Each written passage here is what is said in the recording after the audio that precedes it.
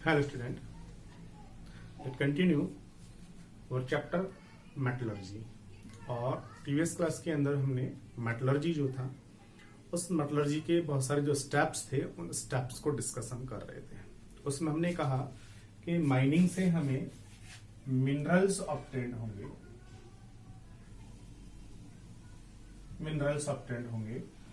Minerals जो था उन मिनरल में से कुछ मिनरल्स को क्या कहना है, और कहना है।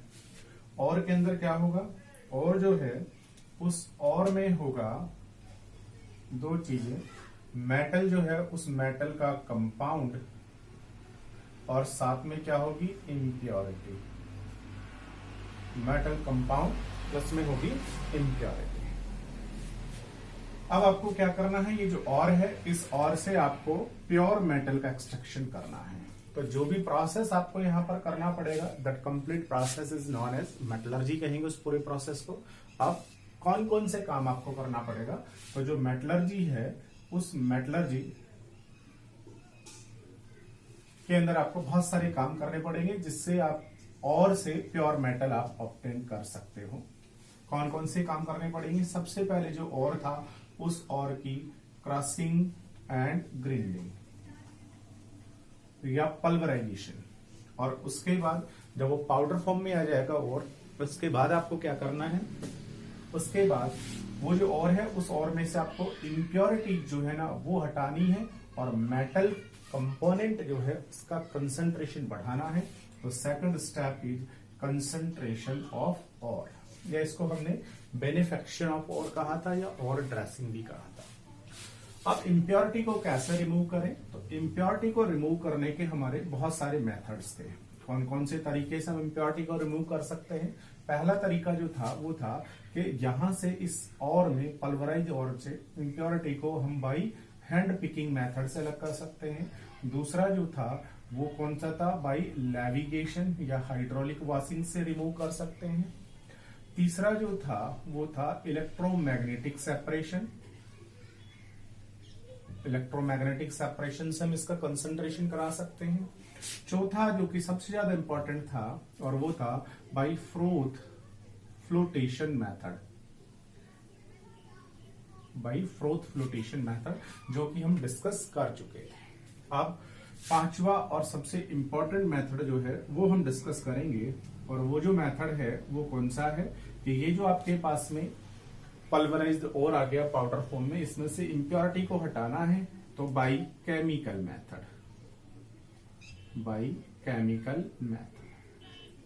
मेथड से आप यहां से इंप्योरिटी को हटा सकते हो। और ये जो केमिकल मेथड होता है इस केमिकल मेथड को हम कहते हैं लीचिंग। ये लास्ट मेथड है लीचिंग की हेल्प से भी हम यहां से इंप्योरिटी को रिमूव कर सकते हैं। क्या है इस लीचिंग का प्रोसेस, क्या है इसका प्रिंसिपल, तो ध्यान देंगे। देखिएगा लीचिंग में करना क्या है। लीचिंग के अंदर देखो आपके पास में और याद है और के अंदर दो चीजें हैं। कौन कौन सी दो चीजें हैं, और के अंदर आपके पास मेटल का कंपाउंड है और साथ में क्या है, इम्प्योरिटी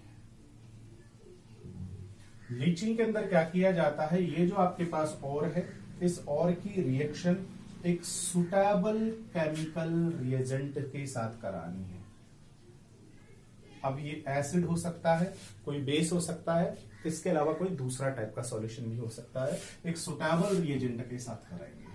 अब ये रिएजेंट करेगा क्या, देखिएगा। अब तक तो हम क्या करते थे, इम्प्योरिटी को हटाते थे। यहां कुछ अलग होगा। यहां पर जो रिएजेंट होता है ये रिएजेंट ये जो मेटल कंपाउंड है ना इसके साथ रिएक्ट कर लेता है, और इसके साथ रिएक्ट करके ये रिएजेंट इस मेटल कंपोनेंट या मेटल कंपाउंड को अपने अंदर डिजोल्व कर लेता है, और जो इम्प्योरिटी है वो इम्प्योरिटी एज इट इज रह जाती है। इम्प्योरिटी के साथ ये किसी तरीके की कोई रिएक्शन नहीं करता। इम्प्योरिटी जो है वो ऐसे के ऐसे ही रह जाती है। इम्प्योरिटी जब इसी तरीके से रह जाएगी, जबकि मेटल का कंपाउंड क्या हो जाएगा, डिसोल्व हो जाएगा। अब इनको हम बड़ी आसानी से छान करके अलग अलग कर सकते हैं। तो इम्प्योरिटी अलग हो जाएगी, मेटल जो डिसोल्व हो गई है वो अलग हो जाएगा। बाद में इससे हम क्या कर लेंगे, दोबारा से मेटल और या मेटल का कंपाउंड ऑब्टेन कर लेंगे। That is principle of leaching. ये लीचिंग का प्रिंसिपल है। कि जो आपके पास में पल्वराइज्ड ओर है, उस पल्वराइज्ड ओर की रिएक्शन किसी ऐसे सुटेबल रिएजेंट के साथ करानी है जो कि क्या करेगा, जो कि मेटल कंपाउंड को तो डिसॉल्व कर लेगा बट इम्प्योरिटी के साथ जनरली वो कोई रिएक्शन नहीं करेगा, जिससे दोनों को हम आसानी से सेपरेट कर सकते हैं। अभी जो लीचिंग है इसके कुछ एग्जाम्पल जो कि आपके सिलेबस में है और पूछे जाते हैं, देखिएगा। लीचिंग के कुछ एग्जाम्पल्स हम यहाँ पर डिस्कस करें तो सबसे पहला जो एग्जाम्पल है वो एल्यूमिनियम से रिलेटेड है।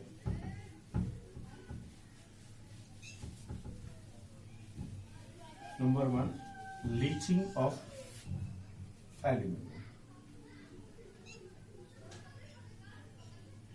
लीचिंग ऑफ एल्यूमिनियम, एल्यूमिनियम की लीचिंग किस तरीके से करें? तो एल्यूमिनियम जो है, इस एल्यूमिनियम का और कौन सा होता है? इसका और होता है बॉक्साइट। एल्यूमिनियम का और कौन सा है? बॉक्साइट। अब इस बॉक्साइट और में होता क्या क्या है याद रखना। ये जो बॉक्साइट और है, इस बॉक्साइट और के अंदर Al2O3.XH2O ये होता है एल्यूमिनियम का ऑक्साइड, हाइड्रेटेड होता है।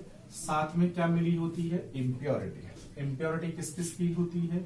जैसे Fe2O3 की, SiO2 की, TiO2 की, इनकी क्या होती है? इम्प्योरिटी। अब आपको क्या करना है? ये जो इम्प्योरिटी है ना, इन इम्प्योरिटी को यहां से रिमूव करना है, ये चाहिए। लेकिन कौन से मेथड से? लीचिंग से आपको यहां से इसका कंसंट्रेशन करना है, इम्प्योरिटी को हटाना है। अब इसकी जो लीचिंग है ना, वो लीचिंग भी कई तरीके से कराते हैं। जैसे एक जो है वो होता है बेयर्स मेथड, दूसरा जो होता है वो होता है सरपैक मेथड, एक होता है हॉल प्रोसेस। लीचिंग कराने के भी इसके कई सारे मेथड्स होते हैं। बेयर के मेथड से हम इसकी लीचिंग करा सकते हैं, सरपेक के मेथड से ब्लीचिंग कराते हैं और इसके हॉल के प्रोसेस या हॉल मेथड से ब्लीचिंग कराते हैं। लेकिन आपके सिलेबस में जो है वो ये दोनों के दोनों मेथड्स नहीं है, तो इनके बारे में हम डिस्कस नहीं करेंगे। हम केवल किसके बारे में डिस्कस करते हैं? बेयर्स मेथड के बारे में डिस्कस करते हैं। अब बेयर मेथड के अंदर क्या होता है? देखिए, बेयर मेथड के अंदर ये जो बॉक्साइट और आपके पास में है, इस बॉक्साइट और को ट्रीट किया जाएगा। इसकी किसी रिएजेंट के साथ रिएक्शन करानी है और इसकी जो रिएक्शन हम कराते हैं वो कराते हैं जर्नली एक्वस NaOH के सॉल्यूशन के साथ। एसिड बेस या किसी अनदर केमिकल रिएजेंट के साथ रिएक्शन करानी है तो यहाँ पर हम NaOH का एक्वस सॉल्यूशन लेते हैं, उसके साथ इसकी रिएक्शन कराते हैं, इसे हीट करते हैं लगभग 473 to 523 और 35 to 36 बार प्रेशर अप्लाइड करते हैं, इसके ऊपर रिएक्शन कराते हैं। जब इसके ऊपर रिएक्शन कराते हैं तो अगर मैं बहुत कॉमनली और सीधा सा कहूं तो सीधा सा ये होगा कि जब इस NaOH की रिएक्शन इसके साथ कराते हैं तो होता क्या है? ये जो NaOH आपने डाला है एक्वस, ये क्या करता है? ये इस एल्यूमिना को अपने अंदर डिसॉल्व कर लेता है, जबकि इम्प्योरिटी जो है उसके साथ में ये कोई रिएक्शन नहीं करता, ऐसा मैं कह सकता हूं। लेकिन क्या होता है? NaOH है ना, वो SiO2 के साथ रिएक्शन करता है वैसे, ठीक है ना, सोडियम सिलिकेट बनाता है। लेकिन हम कॉमनली अगर कहें तो कहेंगे कि इम्प्योरिटी के साथ ये कोई रिएक्शन नहीं करेगा, समझ लेंगे आगे। इसके साथ रिएक्शन कर लेगा और इसके साथ रिएक्शन करेगा तो ये जो आपके पास में Al2O3.H2O जो है, हाइड्रेटेड एल्यूमिना जो है, इसको अपने अंदर ये डिसॉल्व कर लेगा। जब ये अपने अंदर डिसॉल्व करेगा तो देखिएगा बनने क्या वाला है, ध्यान देंगे। होगा ये आपके पास है Al2O3.XH2O है, ये आपके पास में। इसमें आपने क्या डाला है? NaOH। NaOH कैसा है? एक्वस। एक्वस है तो यहां पर क्या होगा? वाटर ऑलरेडी पहले से होगा। ये लीजिए क्या हो जाएगा, यहां से देखिएगा, यहां से Al2O3 को मैं ऐसे लिख दूं, 2 एल्यूमिनियम और 3 ऑक्सीजन, ठीक है। क्या होगा? यहां से ये ऑक्सीजन जाकर के फंस जाएगी यहां, दूसरी ऑक्सीजन भी यहां, तीसरी भी यहां, जिससे क्या बन जाएंगे? 3 OH ये बन जाएंगे और 3 OH ही ये बन जाएंगे। तो इस तरीके से कितने OH बन चुके हैं? 3 और 3 6, 3 और 3 6 OH हो जाएंगे। 3 ये रहे OH, 3 OH ये हो गए हैं और 2 OH ये रहे, तो टोटल OH कितने हो गए? 3 3 6 7 8 हो गए हैं। 2 क्या है? Na और 2 ही क्या है? Al। क्या बनने वाला है? देखिएगा, एक Na एक ही Al और एक Na एक Al के साथ में OH कितने यहाँ पर टोटल 8, जिसमें से कितने OH जुड़े रहेंगे 4। ऐसे दूसरा मॉलिक्यूल और बन जाएगा जिसमें क्या होगा एक Na एक Al और OH कितने हो जाएंगे 4। इस तरीके से इस कंपाउंड का फॉर्मेशन हो जाएगा। तो ऐसे कितने मॉलिक्यूल्स बन जाएंगे 2 मॉलिक्यूल्स बन जाएंगे और साथ में वाटर रहेगा ही। इट मीन्स ये कैसा होगा एक्वस होगा, वाटर के अंदर डिजोल्व हो जाएगा। जो H2 है ना उसके अंदर डिजोल्व हो जाएगा। जो बना है उसे हम क्या कहते हैं, जो मॉलिक्यूल यहां पर बना है इसे हम कहते हैं सोडियम मेटा एल्यूमिनेट। क्या कहेंगे इसे हम सोडियम मेटा एल्यूमिनेट कहेंगे। इसका फॉर्मूला कहीं कहीं कुछ और भी होता है। देखिएगा क्या है, एक सोडियम एक Al और OH कितने हैं यहाँ पर बेटा 4 OH है। 4 OH से देखिएगा क्या होगा एक वाटर और ये 2 वाटर। तो इसको ऐसा भी लिख सकता हूँ, क्या लिख सकता हूँ एक Na एक Al और ऑक्सीजन कितने बचे हैं 2 O2 डॉट कितने वाटर हो गए हैं 2 H2O। इसे मैं ऐसा भी लिख सकता हूं that is sodium meta aluminate, जो कि क्या होता है, जो कि वाटर सॉल्युबल होता है। बच कौन गई है इम्प्योरिटी। इम्प्योरिटी के साथ कोई रिएक्शन नहीं होगी। अगर आप कहना चाहो सर SiO2 के साथ रिएक्शन होगी तो इसके साथ भी हो जाने दीजिए रिएक्शन। क्या होगा SiO2 साथ में कौन आ गया NaOH, कितने रिएक्शन कर लेंगे 2, क्या बन जाएगा Na2SiO3 बन जाएगा। क्या बाहर चला जाएगा यहां से एक वाटर बाहर चला जाएगा। ये लीजिए, अब ये जो सोडियम सिलिकेट बना ये भी वाटर सॉल्युबल है, ये भी डिजोल्व हो जाएगा। बाकी की इंप्योरिटी कैसे रहेगी अनडिजोल्व रह गई है। अब आप समझ लीजिए ये आपके पास और था, इस और के अंदर आपने क्या किया NaOH डाला एक्वस, जैसे ही डाला है क्या क्या डिजोल्व हो गया है, यहां से सोडियम मेटा एल्यूमिनेट जो है NaAlOH का होल 4 ये डिजोल्व हो गया है। अगर थोड़ा बहुत क्या है सोडियम सिलिकेट ये डिजोल्व हो गया है। बाकी की क्या है इम्प्योरिटी, बाकी की जो है वो क्या है बेटा इम्प्योरिटी। अब आपको पता है इम्प्योरिटी कैसी है, इम्प्योरिटी तो डिजोल्व नहीं होगी, तो इसको हम आसानी से क्या कर लेंगे छान करके सेपरेट कर लेंगे, इम्प्योरिटी अलग हो गई है। अब आपके पास में ये लिक्विड आ गया है और इस लिक्विड में ये और ये दोनों के दोनों प्रेजेंट है। लिक्विड में क्या क्या प्रेजेंट है NaAlOH का होल 4 सोडियम मेटा एल्यूमिनेट और साथ में कौन है Na2SiO3 ये प्रेजेंट है। अब इस लिक्विड में इम्प्योरिटी को आपने अलग कर लिया है। अब ये जो लिक्विड है इसको ठंडा करेंगे और ठंडा करने के बाद ये जो लिक्विड है इस लिक्विड की pH को थोड़ा सा कम करते हैं।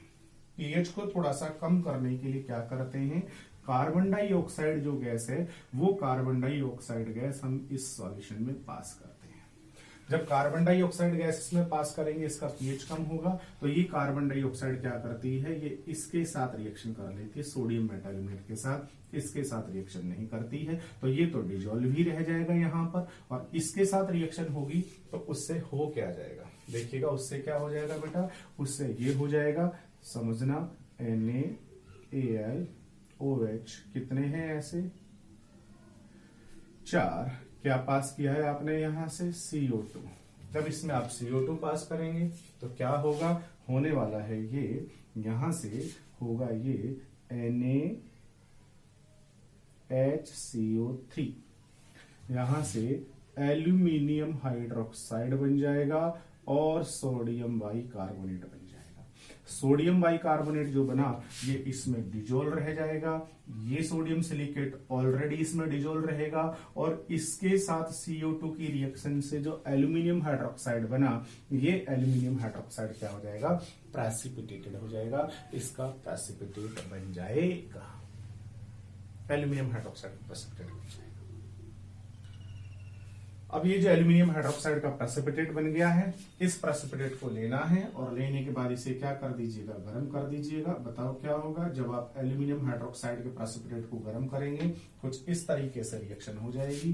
क्या हो जाएगा, Al के ऊपर क्या है, इस Al के ऊपर एक OH, दूसरा OH, तीसरा OH, एक और एल्यूमिनियम हाइड्रोक्साइड आप काम में ले सकते हैं जिस पर क्या है एक OH, दूसरा OH, तीसरा OH। इस एल्यूमिनियम हाइड्रोक्साइड के प्रेसिपिटेट को जब आप हीट करोगे तो यहां से देखिएगा बेटा ये एक वाटर, ये दूसरा वाटर और ये तीसरा वाटर, वाटर कहाँ चला जाएगा, बाहर चला जाएगा, क्या बच जाएगा Al2O3.XH2O, ये आपको मिल जाएगा दोबारा से। और ये आपको मिल गया है, बट इसमें ये इम्प्योरिटी है ही नहीं। अब क्या करेंगे, अब इसको लेने के बाद इसका क्या करा देंगे, इसका करा देंगे कैल्सिनेशन। तो इसको और हाई टेम्परेचर पर हीट करेंगे, जिससे इसका वाटर कहाँ चला जाएगा, बाहर चला जाएगा। और फाइनली आपको क्या मिल जाएगा Al2O3, इट मीन्स आपको एल्यूमिना मिल जाएगा। इस तरीके से ये है बेयर प्रोसेस या बेयर मेथड। इस बेयर मेथड की सहायता से हमने जो बॉक्साइट है एल्यूमिनियम का, और उस बॉक्साइट की क्या कराई है, लीचिंग कराई है, और उससे एल्यूमिना जो है उसका एक्सट्रैक्शन किया है, सारी इंप्योरिटीज को हमने रिमूव किया है। थोड़ा बड़ा हो गया है, दोबारा अगर आप समझना चाहें तो समझ सकते हैं। देखिएगा क्या क्या यहां पर करना पड़ा है आपको।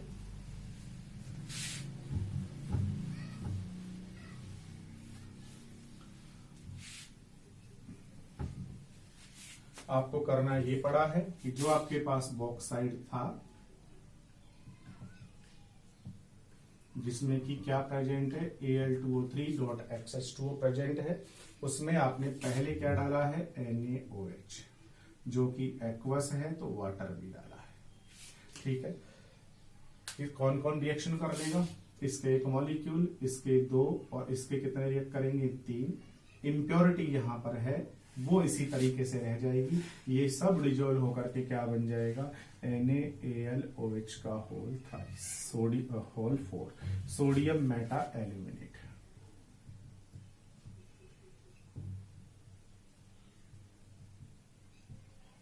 साथ में क्या रह जाएगी, इम्प्योरिटी। अब क्या करना है, सोडियम मेटा एल्यूमिनेट को लेना है और लेने के बाद इसे हीट करना, लेने के बाद इसमें क्या पास करनी है, CO2 पास करनी है। 2 CO2 और 2 ये रिएक्ट कर लेंगे, या एक एक की भी रिएक्शन करा सकते हैं। क्या बनने वाला है, अगर एक एक की रिएक्शन करा देंगे आप तो बनेगा ये AlOH का होल थ्राइस एल्यूमिनियम हाइड्रोक्साइड, और क्या बाहर चला जाएगा NaHCO3। अब ये जो आपके पास एल्यूमिनियम हाइड्रोक्साइड बना है, इस एल्यूमिनियम हाइड्रोक्साइड को जब गर्म किया है तो इससे बना है Al2O3.XH2O हाइड्रेटेड एल्यूमिनियम ऑक्साइड। और फिर आपने क्या किया है, जो आपका Al2O3.XH2O है, इसको हीट किया तो वाटर कहां चला गया, बाहर। इसको हम कहेंगे कैल्सिनेशन, और क्या बन जाएगा, Al2O3 बन जाएगा। इस तरीके से जो बना है उसे हम क्या कहेंगे, एल्यूमिना। दैट कंप्लीट रिएक्शन या complete process is known as Bayer's method. तो इस बेयर मेथड की हेल्प से हमने जो बॉक्साइट और था एल्यूमिनियम का, उससे एल्यूमिना का एक्सट्रैक्शन किया है, इट मींस उसकी लीचिंग हमने कराई है। इसके अलावा आपके सिलेबस में लीचिंग का एक और एग्जाम्पल है, और वो जो एग्जाम्पल है वो है लीचिंग ऑफ Au और Ag। जो आपका सिल्वर और गोल्ड होता है उसके लिए हम लीचिंग कराते हैं। ठीक है, किस तरीके से लीचिंग कराते हैं, देखिएगा। इसको लीचिंग कराने का जो प्रोसेस होता है, उस प्रोसेस का नाम क्या है, तो इनकी जो लीचिंग कराते हैं वो हम कराते हैं मैकआर्थर फॉरेस्ट साइनाइड प्रोसेस। इसकी लीचिंग कराने का जो नाम है वो है मैकआर्थर फॉरेस्ट साइनाइड प्रोसेस, उससे हम इनकी लीचिंग कराते हैं। देखिएगा, अब आपको पता है गोल्ड जो है ये तो एक लेस रिएक्टिव एलिमेंट होता है, लेस रिएक्टिव मेटल है। सिल्वर भी जर्नली बहुत कम रिएक्टिव होता है, तो ये तो मोस्ट ऑफ कौन से फॉर्म में मिलेंगे, नेटिव फॉर्म में मिलेंगे। तो अगर आपके पास इनका कोई और है तो उस और में आपको Au और Ag जर्नली अनरिएक्टेड मिलेंगे, किसी के साथ रिएक्ट नहीं करेंगे, बस नेटिव फॉर्म में पड़े रहेंगे। लेकिन इनके साथ में क्या जरूर मिलेगी आपको, इम्प्योरिटी। अब आपको करना क्या है, इम्प्योरिटी को हटाना है, ये आपको लेना है। तो इनको किस तरीके से निकालें, तो उसके लिए क्या करते हैं, ये जो और है ना, इस और की रिएक्शन कराते हैं। किसके साथ रिएक्शन कराते हैं, इसकी रिएक्शन कराते हैं NaCN के एक्वस सॉल्यूशन के साथ में। इनकी रिएक्शन NaCl के एक्वा सॉल्यूशन के साथ कराते हैं। NaCl के एक्वा सॉल्यूशन के साथ कराने के दौरान अब आपको याद रखना है, इसमें ऑक्सीजन गैस जो है ना, वो ऑक्सीजन गैस का जो करंट है वो हम कंटिन्यूस में पास करते रहते हैं सॉल्यूशन से। ऑक्सीजन गैस लगातार इससे पास करेंगे और आपको लेना है NaCl का एक्वा सॉल्यूशन डालना है और ऑक्सीजन गैस इसमें कंटिन्यू पास करते हैं। जब ऑक्सीजन गैस पास करेंगे तो देखिएगा क्या होगा, यहां से ये NaCl और O2 जो है ना, ये दोनों के दोनों मिलकर के और यहां से ये इनके साथ रिएक्ट कर लेते हैं और इम्प्योरिटी एज इट इज ही रह जाती है। कैसे रिएक्ट करते हैं तो देखिएगा, अगर आपके पास Au है तो Au, और रिएक्शन कौन कर रहा है, यहां से NaCl, किसके साथ रिएक्शन होगी, O2 के साथ में रिएक्शन होगी। ठीक है, अब देखो यहां से NaCl जो है, उस NaCl का आपने एक्वा सॉल्यूशन काम में लिया है। तो अब तुम्हें याद रखना पड़ेगा, एक्वा सॉल्यूशन काम में लिया है तो इसका मतलब यहाँ वाटर भी काम आने वाला है, वाटर भी काम आएगा, वाटर। और आप पास क्या कर रहे हो, ऑक्सीजन गैस पास कर रहे हो। ठीक है, तो देखिएगा क्या रिएक्शन होगी। तो इसको इस तरीके से याद रखोगे तो कभी भी नहीं भूलोगे। कैसे याद रखना है इसे याद कुछ इस तरीके से रखना है, इस तरीके से याद रखना है। देखिएगा 1 2 जा 2, 2 2 जा 4, 4 2 जा 8, 1 2 जा 2, 2 2 जा 4, 4 2 जा 8। इनके इतने इतने मॉलिक्यूल जो है ना, वो इस बैलेंस रिएक्शन में काम करते हैं। क्या होता है यहां से, देखिएगा यहां से जो Au है, Au क्या करता है, NaCl में आपको मिलेगा साइनाइड आयन, और साइनाइड आयन जो होता है ये क्या होता है, एक बहुत अच्छा लिगेंड होता है, जो कि हम कोऑर्डिनेशन कंपाउंड वाले चैप्टर में पढ़ते हैं। ये लिगेंड आकर के और Au के साथ जुड़ जाता है और जुड़ करके क्या बना देता है, एक कॉम्प्लेक्स बना देता है। और कौन सा कॉम्प्लेक्स बना देता है, ये वाला कॉम्प्लेक्स बन जाता है। अब देखिए यहां से Au कितने, 4, तो इस तरीके के कितने कॉम्प्लेक्स आयन बन जाएंगे, कॉम्प्लेक्स मॉलिक्यूल बन जाएंगे, 4 कॉम्प्लेक्स मॉलिक्यूल बन जाएंगे। Au 4 का 4 हो गया। Na कितना था यहां से, 8 में से यहां कितना आ गया है, 4। अभी 4 Na बचा हुआ है। अब देखो यहां से होगा क्या, यहां से ये होने वाला है बेटा, ये वाटर, दूसरा भी वाटर। रिएक्शन किसके साथ कराइए, O2 से। क्या होगा, O2 यहां पर आएगी, जिससे क्या होगा, एक OH ये बन जाएगा, एक OH ये है, दूसरा ये है और एक OH ये। तो इसका मतलब है इन सब से मिला करके आपके 4 OH बन जाएंगे। यहाँ के 4 OH और यहाँ के 4 Na बचे हुए हैं, तो 4 क्या बन जाएगा, NaOH। और साथ में जो इम्प्योरिटी थी उसके साथ कोई रिएक्शन नहीं हुई है, इसलिए इम्प्योरिटी एज इट इज रह जाएगी। और जो आपका गोल्ड या सिल्वर था वो इस एक्वा सॉल्यूशन में डिजोल्व हो जाएगा, जिसको हम क्या कर देंगे, छान करके अलग कर देंगे। अब ये जो आपके पास बन गया है, इससे हम वापस गोल्ड का एक्सट्रैक्शन कर लेते हैं, लेकिन ये हम आगे सीखेंगे। इस तरीके से हम क्या कर सकते हैं, जो आपका गोल्ड और सिल्वर है, उस गोल्ड और सिल्वर की भी लीचिंग कर सकते हैं। ये हो गया है कंसंट्रेशन। कंसंट्रेशन में हमने किया क्या है, आपको याद होगा। कंसंट्रेशन के अंदर हमने जो इम्प्योरिटी है उस इम्प्योरिटी को रिमूव किया है, और इम्प्योरिटी को रिमूव करने के बाद हमने वहां से मेटल कंपाउंड जो है उसकी अमाउंट को इंक्रीज किया है।